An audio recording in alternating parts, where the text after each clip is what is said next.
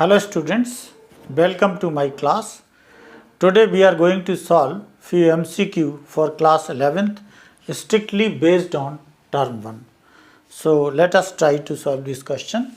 First question is line will be parallel to y axis, यानी ये जो line है y axis के पैरेलल है तो लैम्डा की वैल्यू निकालनी है। तो पहले x और y के कोफिशिएंट एक साथ लिख लीजिए। x में यहाँ पर 3 है और x के कोफिशिएंट में यहाँ कितना है 2 लैम्डा, तो 3 + 2 लैम्डा। फिर y का कोफिशिएंट लिखिए, y का कोफिशिएंट में यहाँ पर है -1 और वहाँ पर कितना है लैम्डा इंटू -3 यानी -3 लैम्डा। फिर इसके बाद कांस्टेंट टर्म लिखिए, यहाँ पर 5 है वहाँ पर है -4 लैम्डा, तो 5 - 4 lambda this is equal to 0।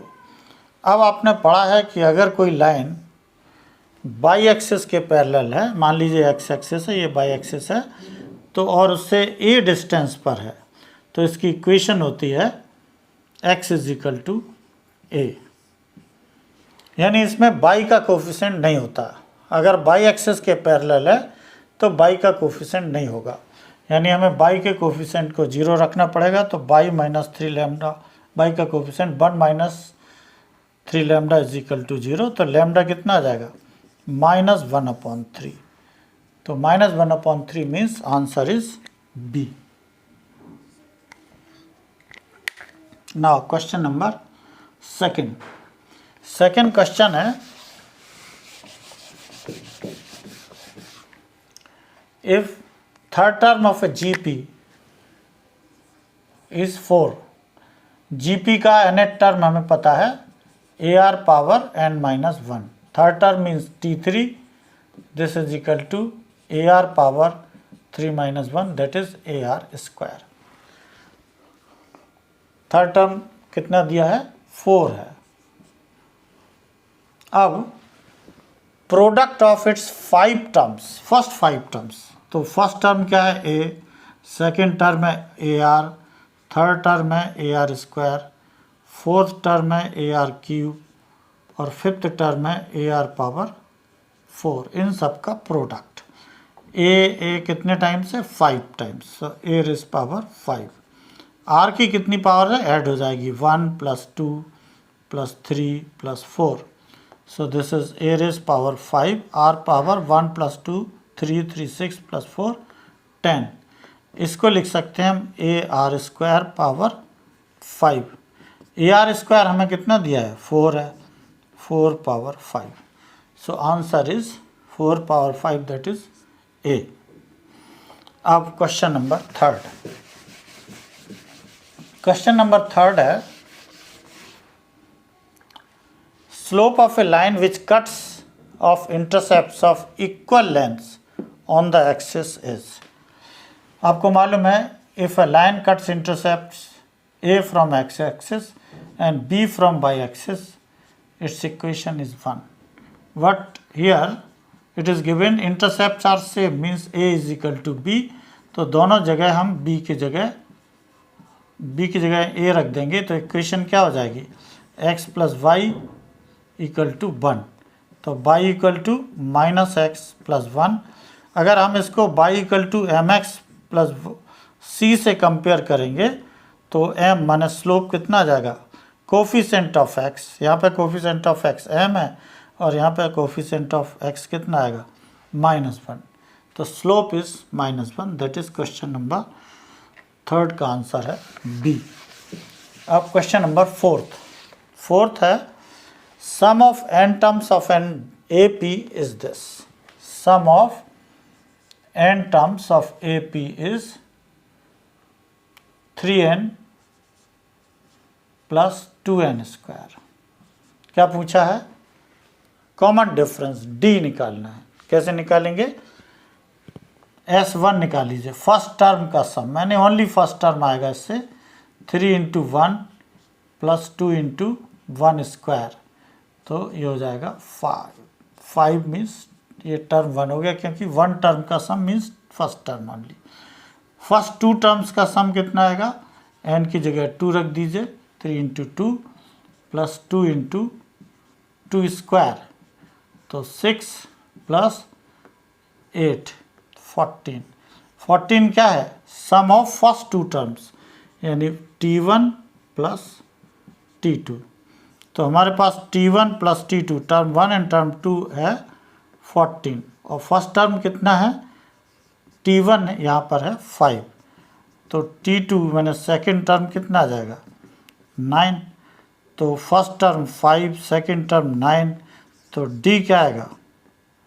D आएगा second term minus first term, that is 4। तो answer is 4, that is D। Now last question, this is very important. ये रिलेशंस एंड फंक्शंस वाले चैप्टर से है। Domain and range of the function निकालना है। Function है f(x) is equal to 2 minus modulus x minus 5। आप देखें, x की वैल्यू हम कुछ भी रखें, f(x) या इसको हम कह सकते हैं y की वैल्यू डिफाइंड होगी। जैसे माइनस भी रखें या प्लस रखें तो y की वैल्यू आएगी, कुछ ना कुछ आएगी, means it is defined for all real values of x। Actually हमें डोमेन और रेंज निकालना है। डोमेन का मतलब होता है, डोमेन का मतलब input values. Input values means value of x। तो वैल्यू ऑफ x, क्या ऐसी कौन सी वैल्यू हम जो नहीं रख सकते? कोई भी रियल वैल्यू हम रख सकते हैं, नेगेटिव और positive. So you can say f(x) is defined for all real values of x. Real values of x means r. अगर r प्लस लिखा होता तो इसका मतलब पॉजिटिव वैल्यूज ऑफ r, जैसा कि क्वेश्चन में कुछ ऑप्शंस में लिखा है। लेकिन ये r की सभी वैल्यूज़ के लिए, रियल वैल्यूज़ के लिए डिफाइंड है, तो इसका डोमेन हो गया r। डोमेन r मीन्स एक ये आंसर है b और एक आंसर ये, इन दोनों में से कोई आंसर होगा तो अब रेंज से पता लगेगा। रेंज निकालने के लिए, रेंज का मतलब क्या होता है? रेंज का मतलब होता है वैल्यू ऑफ x और y, what is there. So now सबसे पहले x माइनस 5 मॉडुलस, आपको पता है ये हमेशा पॉजिटिव होता है। अगर हम इसमें दोनों तरफ माइनस से मल्टीप्लाई कर दें तो इनइक्वालिटी रिवर्स हो जाएगी। दोनों तरफ ऐड कर दीजिए 2, तो 2 minus x minus 5 less than equal to 0 plus 2 2 हो गया। ये फंक्शन हो गया। ये हमने 2 इसीलिए ऐड किया था कि ये फंक्शन आ जाए। तो फंक्शन की जो वैल्यू आई है वो आई है लेस देन और इक्वल टू 2। रेंज का मतलब ही होता है फंक्शन की वैल्यू। अब आप देखें, ये रियल लाइन है और ये कह रहे हैं कि 2 से लेस सारी वैल्यूज़, 2 से लेस कहाँ तक जाएगा? ये माइनस इन्फिनिटी तक। उस साइड प्लस इन्फिनिटी होता है, इस साइड माइनस इन्फिनिटी होता है। तो इसका रेंज कितना हो जाएगा? रेंज हो जाएगा, इन्फिनिटी में तो हमेशा ये ओपन ब्रैकेट होता है, लेकिन यहाँ इक्वल टू भी है, लेस देन और इक्वल टू है, तो यहाँ पे 2 के बाद क्लोज्ड ब्रैकेट लगेगा। तो इसका आंसर होगा माइनस इन्फिनिटी 2 पर क्लोज्ड ब्रैकेट, यानी C। So this is the answer of this solution. अगर आपको ये वीडियो पसंद आया हो तो लाइक और सब्सक्राइब करें। एवरी अल्टरनेट डे हम इस तरह के क्वेश्चंस अपलोड करते जाएंगे बेस्ड ऑन टर्म 1 सिलेबस।